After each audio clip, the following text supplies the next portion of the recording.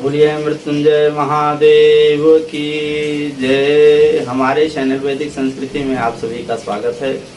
ज्योतिष प्रेमी अधिकांश युवा युवतियों के मन में शादी को लेकर के अनेक प्रश्न चिन्ह खड़े हो जाते हैं, जैसे कि शादी की उम्र क्या होगी, विवाह की दिशा क्या होगी। इन सभी सवालों के जवाब हम आपको इस वीडियो में बताने वाले हैं। वीडियो को शुरू करें उससे पहले आप हमारे चैनल को लाइक और सब्सक्राइब कर दें, जिससे कि हम आपके लिए इसी प्रकार की ज्ञानवर्धक वीडियो लाते रहें। तो आइए वीडियो को अधिक लंबा ना खींचते हुए चलते हैं मूल विषय की ओर और आपको समझाने का प्रयास करते हैं। तो आइए जानते हैं इस लग्न कुंडली के माध्यम से, ये हमारे और आपके बीच में से ही किन्हीं जातक की कुंडली है।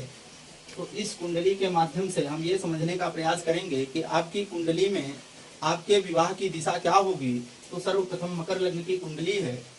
मकर लग्न की कुंडली को शुरू करें उससे पहले ये समझना अति महत्वपूर्ण हो जाता है कि लड़कों में विवाह कारक ग्रह शुक्र होते हैं और लड़कियों में विवाह कारक ग्रह देवगुरु बृहस्पति होते हैं।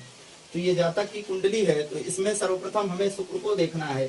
शुक्र यहाँ है, आपको अपनी कुंडली में ये देखना है कि शुक्र आपके किस स्थान पर विराजमान है। जैसे यहाँ पर शुक्र प्रथम द्वितीय तृतीय चतुर्थ अर्थात पंचम भाव में आपके शुक्र विद्यमान है। तो शुक्र से पांचवें स्थान की जो राशि होती है, शुक्र से सातवें स्थान की जो राशि होती है 1 2 3 4 5 6 7, इस क्रम से जब हम सातवें स्थान पर आते हैं तो देखते हैं कि यहाँ वृश्चिक राशि पड़ी हुई है। तो वृश्चिक राशि के स्वामी मंगल होते हैं। मंगल आपके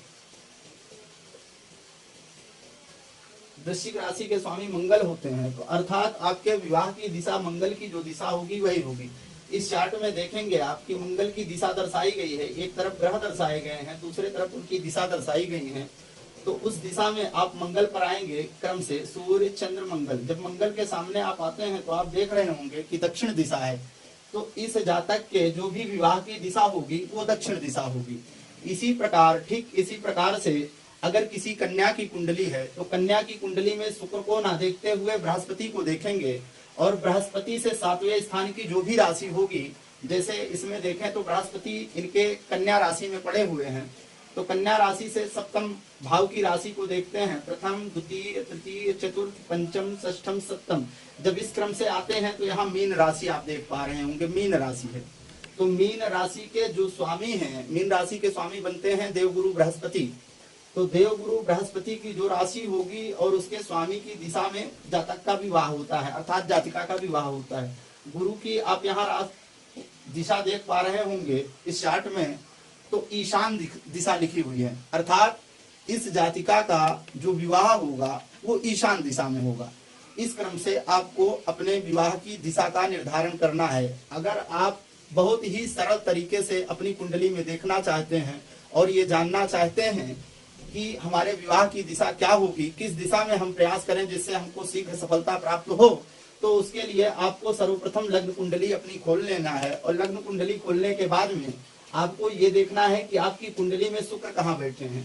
जैसे इस कुंडली में तो पंचम स्थान में शुक्र बैठे हैं, कदाचित आपकी कुंडली में षष्ठम भाव में भी हो सकते हैं, सप्तम में भी हो सकते हैं, दशम में भी हो सकते हैं, एकादश भाव में भी हो सकते हैं।